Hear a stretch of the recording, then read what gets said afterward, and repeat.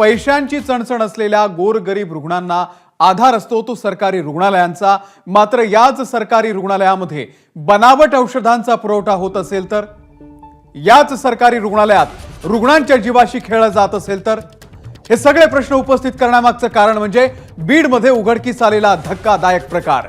स्वामी रामानंद तीर्थ शासकीय वैद्यकीय महाविद्यालयामध्ये एजिथ्रोमायसिनच्या नावाखाली बनावट औषधांचा पुरवठा होत असल्याचं उजेडात आलंय।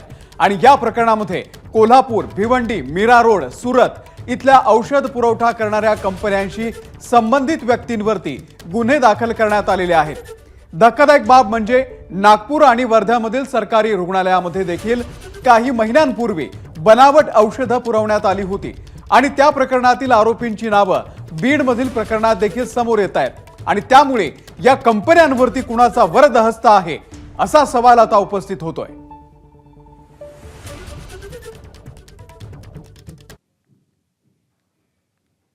तर हे प्रकरण कसं उजेडात आलं, त्याची व्याप्ती किती मोठी आहे हे जाणून घेण्यासाठी थेट जाऊयात आमचे प्रतिनिधी गोविंद शेळके यांच्याकडे।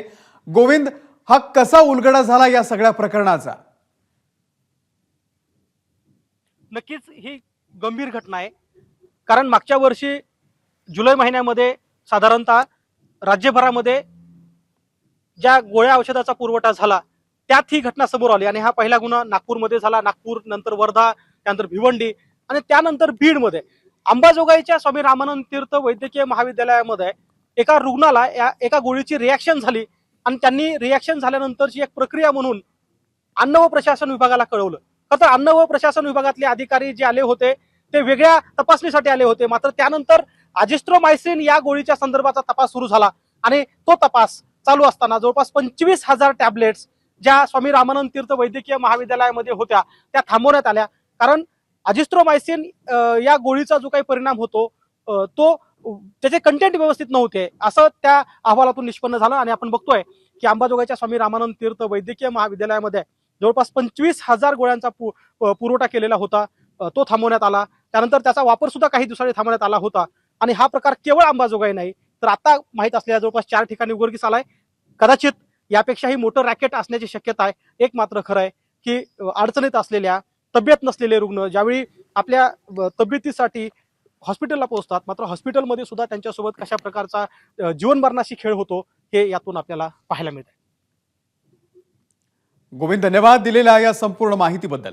तर इकडे बीडचे औषध आयुक्त राजगोपाल बजाज यांची काय प्रतिक्रिया आहे आपण पाहूयात। मेडिकल कॉलेज इथलं जे औषध बनावट घोषित झालेलं आहे तर ते एजिथ्रोमायसिन कंटेंटचं आहे, अँटीबायोटिक। याबाबत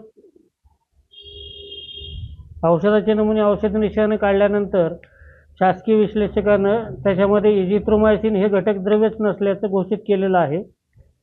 या प्रकरणी तपास चालू असून उत्पादकापर्यंत तपास करण्यासाठी पोलिसांची मदत घेण्यासाठी त्याच्यामध्ये एफ-आय-आर दाखल केलेला आहे। याच्यामध्ये म्हणजे मोठं रॅकेट असण्याची शक्यता आहे, कारण याच प्रकरणी विविध ठिकाणी एफ-आय-आर दाखल झालेले आहेत आणि त्या दृष्टीने अंबाजोगाई येथे सुद्धा आपण एफ-आय-आर दाखल केलेला आहे।